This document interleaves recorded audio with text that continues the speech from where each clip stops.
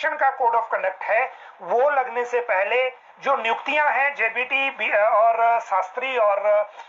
जो टीजीटी की वो हो पाएंगी कि नहीं। इन्हीं के साथ एक और जो कैटेगरी है वो है इलेक्ट्रीशियन बिजली बोर्ड में, और साथ में जो वेटनरी फार्मासिस्ट जो है वो वेटनरी डिपार्टमेंट में। देखिए, अगर सरकारी विभागों की बात करें तो अफसरों के स्तर पर कई तरह की तैयारी चल रही थी। कार्मिक विभाग के से एक शेड्यूल लिया था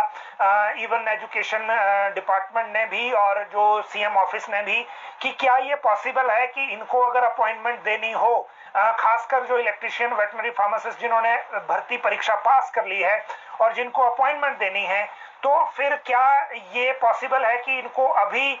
जो ऑर्डर है वो कर दिए जाए और जो अपॉइंटमेंट के लिए ज्वाइनिंग के लिए जो डेट है वो 10 अप्रैल या 8 अप्रैल के बाद रखी जाए, ताकि वो ज्वाइनिंग उनकी अप्रैल के मंथ पे हो।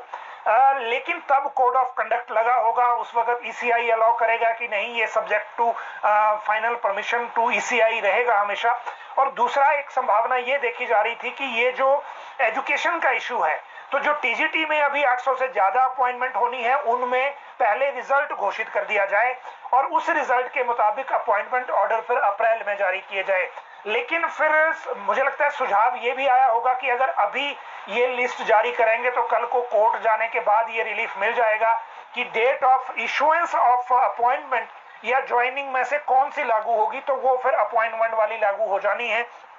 और फिर फाइनेंशियल बेनिफिट वाली एक बात हो जाएगी। लेकिन इन सारी चीजों के बीच में अभी तक जो एजुकेशन से फीडबैक आ रहा है उसके मुताबिक यह है कि जो सारी अब अपॉइंटमेंट है नई, वो मॉडल कोड ऑफ कंडक्ट के बाद ही पॉसिबल लग रही हैं,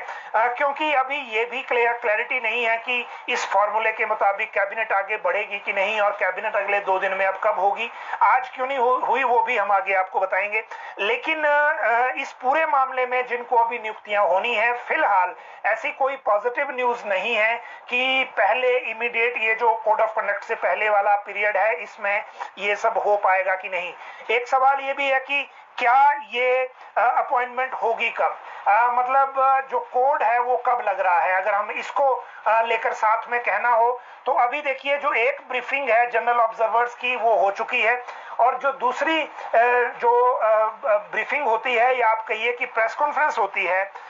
उन प्रेस कॉन्फ्रेंस को लेकर अगर कोई अपडेट हमारे सामने आएगी तो हम आपके साथ साझा करेंगे। लेकिन जनरल ऑब्जर्वर्स की ब्रीफिंग के बाद कभी भी मॉडल कोड ऑफ कंडक्ट लग सकता है। ईसीआई में जो मेंबर हैं उन्होंने जो इस्तीफा दिया था उसके बाद नई अपॉइंटमेंट का हो सकता है इंतजार किया जा रहा हो, लेकिन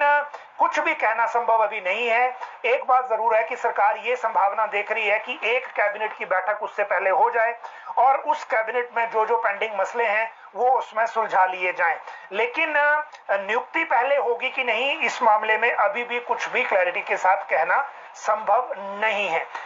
अब बात करते हैं कैबिनेट में जेओए 817। इसकी बात हम आज क्यों कर रहे हैं? पहली बात इसलिए कि कल कैबिनेट जो 5 बजे के लिए परसों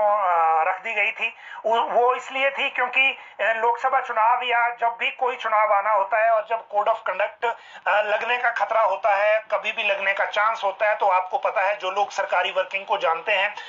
इस तरह की कैबिनेट जो है वो बीच बीच के ब्रेक में बार बार की जाती है ताकि जो सरकार के ध्यान में मामला आता है उसको अप्रूव करने के लिए। अभी सिचुएशन ये है कि फाइनेंशियल ईयर 1 अप्रैल को शुरू हो रहा है, तब कोड ऑफ कंडक्ट लगा होगा, लेकिन 1 अप्रैल से जो साल शुरू होगा उसकी घोषणाएं मुख्यमंत्री ने अपने बजट में कर रखी हैं। वो घोषणाएं तब लागू होंगी जब कोड लगने से पहले सरकार इसकी नोटिफिकेशन जारी कर देगी और बाद में फिर ईसीआई से परमिशन लेकर उनको लागू कर सकते हैं, और यही अर्जेंसी है। इसी अर्जेंसी के बीच जेओए 817 कैबिनेट सब कमेटी से हो गया।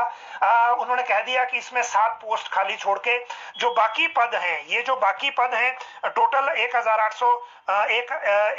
1867 थे, इसमें से 1860 पदों पर रिजल्ट घोषित होगा, 7 पद खाली छोड़े जाएंगे। 4400 की इसमें डॉक्यूमेंटेशन हो चुकी है, लगभग 1400 अभ्यर्थियों की डॉक्यूमेंटेशन होनी है, लेकिन इसके लिए कैबिनेट करना जरूरी है। उसकी वजह यह है कि ना सिर्फ कैबिनेट सब कमेटी की रिकमेंडेशन फुल कैबिनेट लागू करेगी, बल्कि एक टेक्निकल दिक्कत यह है कि लोक सेवा आयोग जेओए 817 का रिजल्ट डिक्लेयर करने या डॉक्यूमेंटेशन कंप्लीट करने को तैयार नहीं है, क्योंकि उन्होंने कह दिया है कि जिसमें पेपर लीक की एफआईआर है हम उसको नहीं लेंगे। इसीलिए ये मामला राज्य चयन आयोग को देना पड़ेगा। प्रेजेंट के रूल्स ऑफ बिजनेस के हिसाब से कैबिनेट ने ही पेपर लीक के बाद क्लास 3 की सारी भर्तियां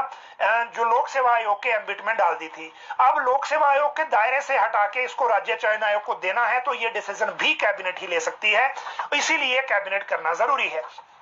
कल 2 कैबिनेट मंत्रियों ने हमें कंफर्म किया कि 5 बजे के आसपास कैबिनेट हो सकती है। बीच में मुख्यमंत्री का चंबा के बाद कांगड़ा का भी फतेहपुर का दौरा बन गया और इस कारण आज कैबिनेट नहीं हो पाई। लेकिन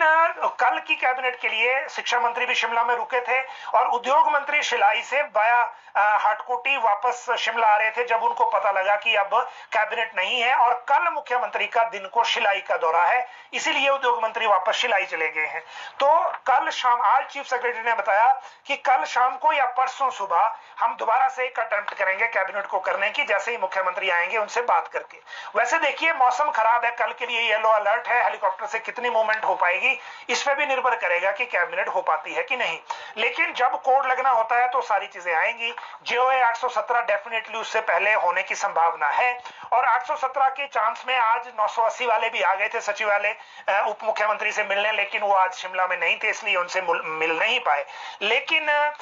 जब 817 को लेकर हो गया तो आने वाले दिनों के लिए आप ये समझिए कि बाकी के लिए भी हो जाएगा, क्योंकि अब सरकार पेपर लीक के मामले में जो एफआईआर हैं उन मामलों में किसी भी परीक्षा को रद्द नहीं कर सकती। जब 817 के लिए कर दिया तो बाकी जगह भी रद्द करने की संभावना अब नहीं है। एजुकेशन की बात करें तो उसमें 33 स्कूल प्रिंसिपल जो हैं आज बदले हैं।